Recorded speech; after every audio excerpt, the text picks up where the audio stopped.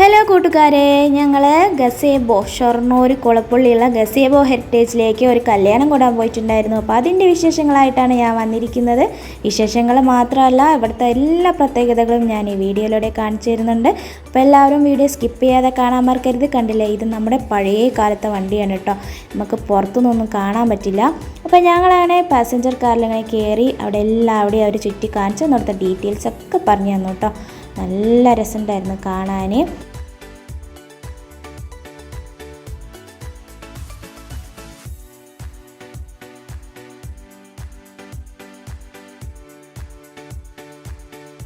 Main hall വരുന്നത് ഇവിടെയാണ് കല്യാണം നടക്കുന്നത്.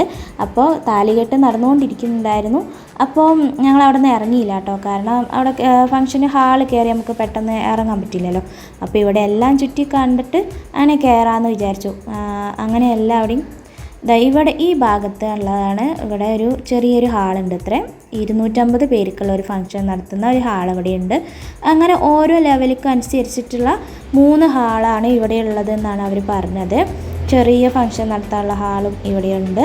അപ്പോൾ ഇവിടെയാണ് പാർക്കിംഗ് ഏരിയ കേട്ടോ, ഇവിടെ റൂംസൊക്കെ അവൈലബിൾ ആണ്. അപ്പോൾ അങ്ങനെ ഇവിടെ നിന്ന് കയറിയ പിന്നെ അതുപോലെ ഇതിൻ്റെ കുറച്ച് മേലുള്ള ആ ഭാഗത്ത് കാണിച്ചു തരാം. കുറച്ചുകൂടി പോയാൽ അവിടെ ഒരു എന്താ പറയുക, ഹാളല്ല, ഓപ്പണായിട്ട് നമുക്ക് എന്തെങ്കിലും ഫംഗ്ഷൻ നടത്തണമെങ്കിൽ തലേ ദിവസത്തെ ഹൽദി, മെഹന്തി, അതുപോലെ എന്താ പറയുക ബർത്ത്ഡേ പാർട്ടി, അങ്ങനെ എന്തെങ്കിലുമൊക്കെ നടത്തണമെങ്കിൽ അതുപോലെ നടത്താം. ഇത് ചെറിയൊരു ഹാളാണ്. ഇതാണ് ഞാൻ പറഞ്ഞ ആ സംഭവം, ഹൽദി മെഹന്തിയൊക്കെ നടത്തുന്ന, ഓപ്പണായിട്ട് നടത്തുന്ന ഒരു ഫംഗ്ഷൻ ഏരിയ. പിന്നെ അവിടെ നിന്ന് താഴത്തേക്ക് ഇറങ്ങിയ അവർ നല്ല അട്രാക്റ്റീവായിട്ടാണ് എല്ലാം ചെയ്തിരിക്കുന്നത് കേട്ടോ, ഭയങ്കര അട്രാക്റ്റീവായിട്ട്. കുറേ വീഡിയോസും ഫോട്ടോസും ഒക്കെ നമുക്ക് എന്താ പറയുക, നമ്മുടെ മാരേജിന് ഇവിടുന്ന് തന്നെ നമുക്ക് എടുക്കാം, ഔട്ട്ഡോർ പോയിട്ടൊന്നും എടുക്കേണ്ട ആവശ്യമില്ല. അപ്പോൾ ഇവിടെയൊക്കെ ഇതൊക്കെ കാണുന്നത് റൂംസാണ് അത്ര. ഇതിന് ഒരു ദിവസത്തിന് 2000, 3000 അങ്ങനെ പല റേറ്റിലുള്ള റൂംസുണ്ട് ഇവിടെ. പിന്നെന്താ, ഈ ഭയങ്കര എന്താ പറയുക, എല്ലാ അവൈലബിൾ ആയിട്ടുള്ള റൂംസാണ്.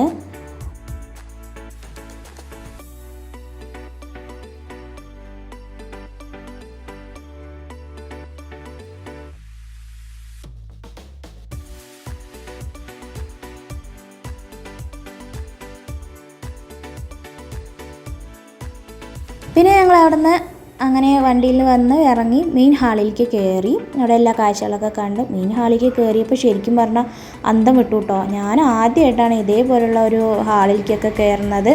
ഇതേപോലുള്ളൊരു കല്യാണത്തിന് ആദ്യമായിട്ടാണ് കേട്ടോ പോണത്.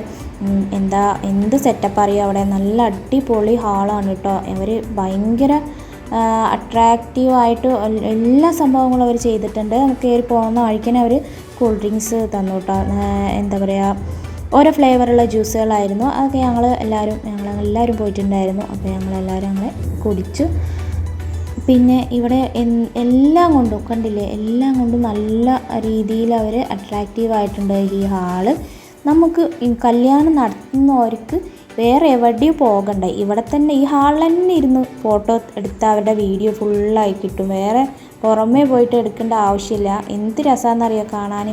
ഞാനൊക്കെ കുറേ നേരം അതൊക്കെ നോക്കി നിന്നു കേട്ടോ. ഇതൊക്കെ നമ്മൾ ആദ്യമായിട്ടല്ലേ കാണുന്നത്. പിന്നെ അവിടെ ഞങ്ങൾ കുറച്ചൊന്ന് നോക്കി നിന്നിട്ട് പിന്നെ ഞങ്ങൾ വേഗം പോയിട്ട് അവിടെ ഇരുന്നു. അപ്പോൾ അവിടെ ഓരോ ഫങ്ഷനൊക്കെ നടന്നുകൊണ്ടിരിക്കുകയാണ് കേട്ടോ.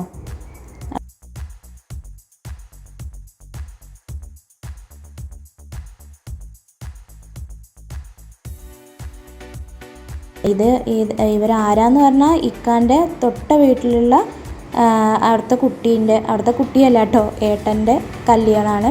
ഇക്കാൻ്റെ സെയിം ഏജാണ്, ഇക്കാൻ്റെ ഒപ്പമൊക്കെ കളിച്ച് നടന്ന ഒരു ഏട്ടനാണിത്. അവരുടെ കല്യാണമാണ്. അപ്പോൾ ഞങ്ങളെല്ലാവരും വന്നിട്ടുണ്ടായിരുന്നു.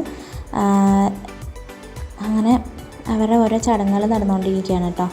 അത് കഴിഞ്ഞ് ഞങ്ങൾ കുറച്ച് കഴിഞ്ഞപ്പോൾ ഒരു ഫുഡ് കഴിക്കാൻ വിളിച്ച് അങ്ങനെ ഫുഡ് കഴിക്കാനുള്ള ഏരിയ പോയി. മക്കളെ ഒന്നും പറയേണ്ടത്, ഭക്ഷണം കഴിക്കാനുള്ള ഹാളാണോ എന്ന് നമുക്ക് സംശയം ഉണ്ടാവും. കാരണം അത്രയും അവർ സെറ്റപ്പാണ് ഇവിടെ. ഭയങ്കര നമ്മളെ അതിശയിപ്പിക്കുന്ന തരത്തിലുള്ള സംഭവങ്ങളാണ് കേട്ടോ ഇവിടെയൊക്കെ ചെയ്തിരിക്കുന്നത്.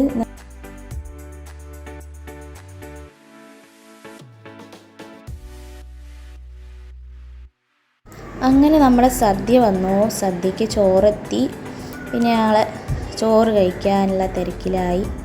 നല്ല രീതിയിലുള്ള ഡെക്കറേഷനും ആർട്ട് വർക്കുകളാണ് അവർ എല്ലാ ഹാളിലും, ഫുഡിൻ്റെ ഏരിയയിലാണെങ്കിലും മെയിൻ ഹാളിലാണെങ്കിലും ചെയ്തിരിക്കുന്നത്. പിന്നെ നമ്മുടെ പാലട പായസം എത്തിയിട്ടുണ്ട് കേട്ടോ. അങ്ങനെ കഴിക്കലൊക്കെ കഴിഞ്ഞ് വാഷ്റൂം പോയിട്ട് ഭയങ്കര നീറ്റ് ആൻഡ് ക്ലീൻ ആയിരുന്നു അവരുടെ വാഷ്റൂമൊക്കെ. അതുപോലെ തന്നെ അതിൻ്റെ സൈഡിലായിട്ട് അവർ നല്ല രീതിയിൽ ആർട്ട് വർക്ക് ചെയ്തിട്ടുണ്ട്. അതുപോലെ ഡെക്കറേഷനൊക്കെ നല്ല രീതിയിൽ തന്നെ അവർ ഡിസൈൻ ചെയ്തിട്ടുണ്ട് കേട്ടോ. അതും എവിടെ കാണാത്ത ഒരു വ്യത്യസ്ത തരത്തിലാണ് അവരെല്ലാം ചെയ്തു വെച്ചിരിക്കുന്നത്. അതാണ് ഇവിടെ മെയിനായിട്ടുള്ള ഒരു കാര്യം. വ്യത്യസ്ത രീതിയിലാണ് ചെയ്തിട്ടുള്ളത്. പിന്നെ ഇത് ഒരു ഗാർഡൻ ഏരിയ എന്നൊക്കെ പറയും. പക്ഷേ ഇവർ ഓപ്പണായിട്ട് റിസപ്ഷനൊക്കെ നടത്തുന്ന ഒരു ഏരിയ ആണിത്. ഇവിടെയും അതുപോലെ വെറൈറ്റി ആയിട്ടാണ് ഇവർ വർക്കുകൾ ചെയ്തിരിക്കുന്നത് കേട്ടോ. വെറൈറ്റി മുഖ്യം ബിഗിലെ എന്ന് പറയുന്നത് പോലെയാണ് ഇവിടെ ഗസേബോ ഹെറിറ്റേജ്. ഫുള്ള് വെറൈറ്റിയാണ്, ഫുള്ള് അത്ഭുതങ്ങൾ നിറഞ്ഞ ഒരു ലോകം തന്നെയാണ് എന്നൊക്കെ പറയാം. നമ്മൾ ശരിക്കും കല്യാണത്തിനാണോ അതോ വേറെ എവിടേക്കൊക്കെയാണോ വന്നത് എന്ന് സംശയിച്ചു പോകുന്ന രീതിയിലുള്ള ആർട്ട് വർക്കുകളൊക്കെയാണ് അവർ ചെയ്തിരിക്കുന്നത്. ഭയങ്കര ഡിസൈനാണ് ചെയ്തിരിക്കുന്നത്. ഇത് മേലെയുള്ള വ്യൂ ആണ് കേട്ടോ. നല്ല രസമുണ്ടായിരുന്നു കാണാൻ.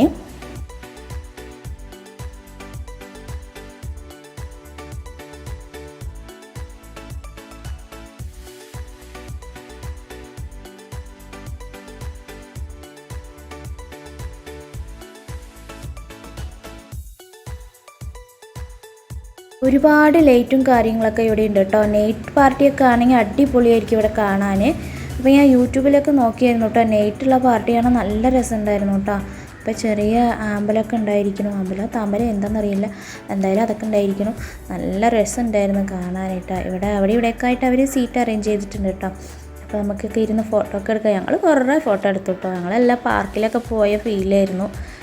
പൈസ കൊടുക്കാണ്ട് നമ്മൾ പാർക്കിലേക്ക് കയറി എങ്ങനെ ഉണ്ടാവും, അത്രയും സന്തോഷമായിരുന്നു. പിന്നെ ഞങ്ങൾ ചെറിയ ഫോട്ടോ ഒക്കെ എടുത്തു. അവിടെ ഊഞ്ഞാലൊക്കെ ഉണ്ടായിരുന്നു. ഊഞ്ഞാലൊക്കെ ഇരുന്ന് സന്തോഷമായിട്ട് സമാധാനമായിട്ട് ഇരുന്ന് ആടി. മക്കളൊന്നും ഉണ്ടായിരുന്നിട്ട്, അവർക്ക് എക്സാം ആയിരുന്നു.